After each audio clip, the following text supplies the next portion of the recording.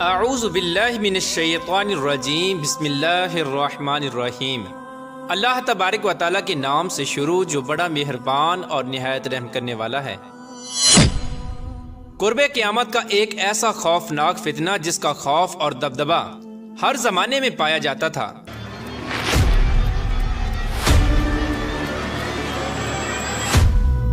اس فتنے کا ذکر اگر صحابہ کرام کی مجلس میں ہو جاتا تو صحابہ کرام زاروں کی تار رونے لگ جاتے اور اللہ تبارک و تعالیٰ کی پناہ مانگا کرتے۔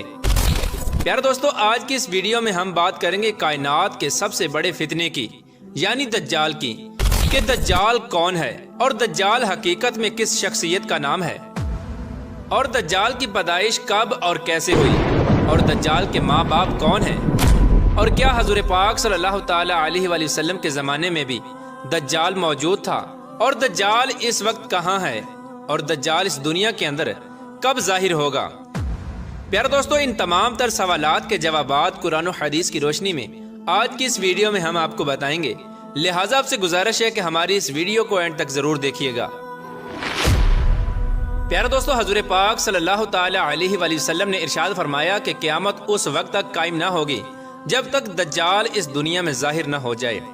دجال کی ظاہری نشانیاں اور شکل و صورت کے بارے میں حضور پاک صلی اللہ تعالی علیہ وآلہ وسلم نے ارشاد فرمایا کہ دجال چھوٹے قد کا ہوگا، اور وہ بد صورت ہوگا، اور وہ ایک آنکھ سے اندھا ہوگا، اس کے دونوں پاؤں ٹیڑھے ہوں گے، اور اس کے جسم میں بہت زیادہ بال ہوں گے، اس کے سر کے بال گنگریالے ہوں گے، اور اس کا رنگ سرخ یا گندمی ہوگا، اور اس کی ناک طوطے کی چونچ جیسی ہوگی۔ اور دجال کی سب سے واضح نشانی یہ ہوگی کہ اس کے ماتھے پر کاف فا را لکھا ہوگا، جس کو ہر مسلمان پڑھ لے گا، چاہے وہ پڑھا لکھا ہو یا ان پڑھ ہو، لیکن کافر اور فاسق اس کو نہ پڑھ سکیں گے۔ پیارے دوستو، دجال جب اس دنیا کے اندر ظاہر ہوگا تو لوگوں کے سامنے پرہیزگار بن کر رہے گا تاکہ لوگ زیادہ سے زیادہ اس کی اتباع کریں، لیکن اندر سے یہ کافروں کی طرح ظالم ہوگا۔ دجال سب سے پہلے نبوت کا دعویٰ کرے گا، جب اس کے ماننے والوں کی تعداد زیادہ ہو جائے گی تو یہ خدائی کا دعویٰ کر دے گا۔ دجال ایک بہت بڑی سواری پر سوار ہو کر پوری روئے زمین میں گردش کرے گا۔ وہ سواری اتنی بڑی ہوگی کہ اس کی دونوں آنکھوں کا درمیانی فاصلہ 40 گز ہوگا۔ پیارے دوستو، دجال کے پاس بے شمار طاقت اور بے شمار مال و دولت اور خزانے ہوں گے۔ اس روئے زمین کی زیادہ تر نہروں پر دجال کا قبضہ ہوگا۔ اس کی اجازت کے بغیر کوئی بھی پانی نہ پی سکے گا۔ یہ لوگوں کو گمراہ کرنے کے لیے طرح طرح کی شعبدہ بازیاں دکھائے گا۔ یہ آسمان کو حکم دے گا تو وہ بارش برسائے گا، اور زمین کو حکم دے گا تو وہ سبزہ اگائے گی۔ اس وقت دجال اپنے آپ کو خدا کہے گا۔ جو لوگ اس کے پیروکار بن جائیں گے تو دجال ان کو مالا مال کر دے گا، اور وہ عیش و عشرت کی زندگی گزاریں گے، اور جو لوگ دجال کو خدا ماننے سے انکار کر دیں گے تو دجال ان کو قتل کر دے گا۔ پیارے دوستو، دجال بجلی کی رفتار سے بھی زیادہ تیزی کے ساتھ زمین کے اندر گردش کرے گا، اور وہ دنیا کے ہر کونے میں جائے گا۔ اس وقت تمام دنیا کے کافر اور اسرائیلی لوگ دجال کی حمایت کریں گے اور اس کی جماعت کے ساتھ شامل ہو جائیں گے، لیکن جو سچا مسلمان ہوگا وہ اس کو پہچان لے گا اور وہ اس کو خدا ماننے سے انکار کر دے گا۔ دجال پوری روئے زمین کے اندر فتنہ فساد پھیلانے کے بعد مکہ اور مدینہ کی طرف روانہ ہوگا۔ جب یہ مکہ میں داخل ہونے کی کوشش کرے گا تو اس کو مکہ میں داخل ہونے سے روک دیا جائے گا، اور آخر کار مکہ سے ذلیل و خوار ہو کر مدینے کی طرف جائے گا۔ اس وقت مدینہ منورہ کے 7 دروازے ہوں گے، اور ہر دروازے پر اللہ تبارک و تعالیٰ کی طرف سے ایک نگہبان فرشتہ مقرر ہوگا جو اس کو مدینہ میں داخل نہیں ہونے دے گا۔ اس طرح دجال مکہ اور مدینہ کے باہر کھڑا ہو کر ایک خوفناک چیخ مارے گا۔ اس وقت مکہ اور مدینہ کے اندر جو لوگ بھی منافقین ہوں گے وہ یہ آواز سن کر مکہ اور مدینہ سے باہر نکل آئیں گے اور دجال کے گروہ میں شامل ہو جائیں گے۔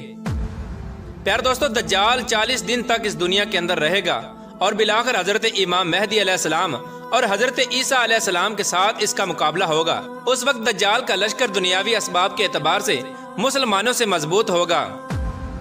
اس وقت مسلمانوں اور دجالی گروہ کے درمیان ایک بہت بڑی جنگ ہوگی۔ اس جنگ کے اندر دجالی ہار جائیں گے اور دجال کے لشکر کو بہت بڑی ہار کا سامنا کرنا پڑے گا۔ اس وقت دجال حضرت عیسیٰ علیہ السلام سے ڈرتے ہوئے فلسطین کی طرف بھاگے گا، اور حضرت عیسیٰ علیہ السلام اس کا پیچھا کرتے ہوئے اس کو مقام لد پر پکڑ لیں گے، اور اللہ تبارک و تعالیٰ کے حکم کے ساتھ دجال کو قتل کر دیں گے۔ پیار دوستو، اب بات کرتے ہیں کہ دجال کون ہے اور اس کے ماں باپ کون ہیں۔ دجال کی پیدائش کے متعلق مختلف روایات ملتی ہیں، جیسا کہ رسول پاک صلی اللہ تعالی علیہ وآلہ وسلم کے دور کی بات ہے کہ جب مسلمان مکہ سے مدینہ کی طرف ہجرت کر رہے تھے تو انہی دنوں میں مدینہ کے اندر ایک یہودی عورت نے ایک بچے کو جنم دیا جو پیدائشی کانا تھا۔ یہ بچہ پیدائش کے اعتبار سے عجیب الخلقت تھا۔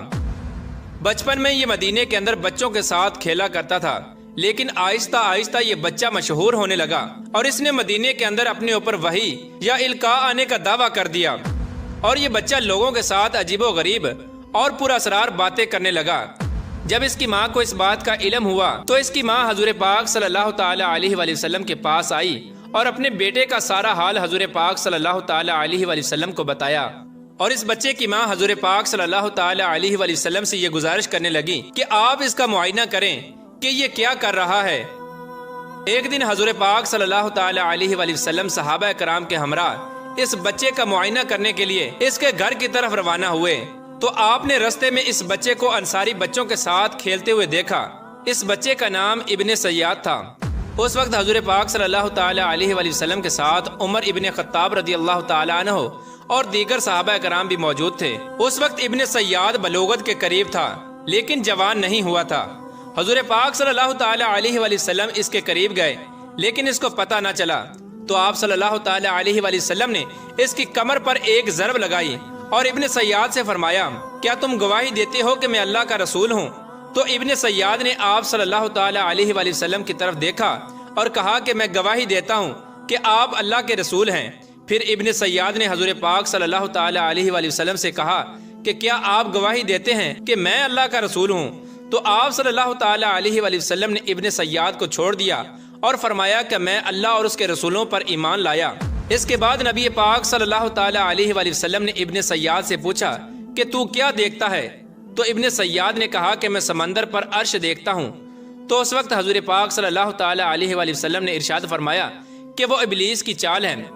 اس وقت ابن سیاد نے حضور پاک صلی اللہ تعالی علیہ وآلہ وسلم کو بتایا کہ میرے پاس سچی اور جھوٹی خبریں آتی ہیں۔ یہ بات سن کر آپ صلی اللہ تعالی علیہ وآلہ وسلم نے فرمایا، پھر تو تیرا معاملہ الٹ ہو گیا۔ اس کے بعد حضور پاک صلی اللہ تعالی علیہ وآلہ وسلم نے ابن سیاد سے فرمایا کہ میں نے تیرے لیے ایک چھپانے والی چیز چھپائی ہے۔ دراصل اس وقت حضور پاک صلی اللہ تعالی علیہ وآلہ وسلم نے اپنے دل کے اندر لفظ دخان سوچا تھا، تو ابن سیاد حضور پاک صلی اللہ تعالی علیہ وآلہ وسلم سے کہنے لگا کہ آپ نے دل کے اندر جو چیز چھپائی ہے وہ الدخ ہے۔ تو اس پر آپ صلی اللہ تعالی علیہ وآلہ وسلم نے ارشاد فرمایا کہ ذلیل ہو جا، تیری قدرت بڑھ نہیں سکتی۔ اس وقت حضرت عمر رضی اللہ تعالی عنہ نے فرمایا کہ اگر آپ مجھے اجازت دیں تو میں اس کی گردن اڑا دوں۔ اس وقت حضور پاک صلی اللہ تعالی علیہ وآلہ وسلم نے ارشاد فرمایا کہ اسے چھوڑ دو، اگر تو یہ سچا ہے تو اسے قتل نہیں کر سکتا، اور اگر یہ جھوٹا ہے تو اسے قتل کرنے میں کوئی بھلائی نہیں۔